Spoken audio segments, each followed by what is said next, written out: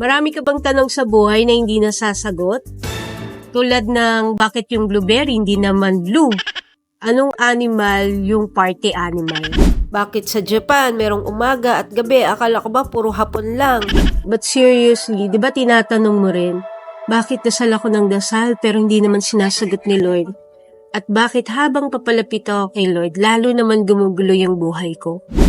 Remember, it will not be easy when God is changing your situation.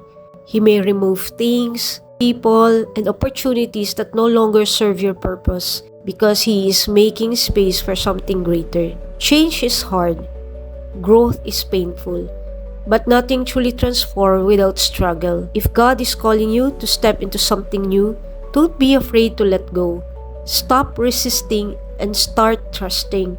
God's plans are always bigger than our fears. Tignan mo lang yung bahay na nire-renovate.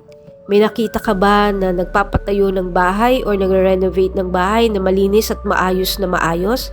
Hindi ba habang nagre-renovate or habang tinatayo ang bahay, magulo at hindi pa maayos? Pero kapag natapos na yung bahay, ang ganda na, di ba? Ganun din ang life natin. Kapag lumalapit tayo kay Lord, marami din siyang i-renovate at aayusin sa buhay natin.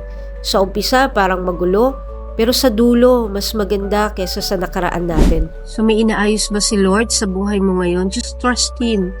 He knows best. He knows how to handle your life. Because He is your Creator. And He has seen the past, the present, and the future.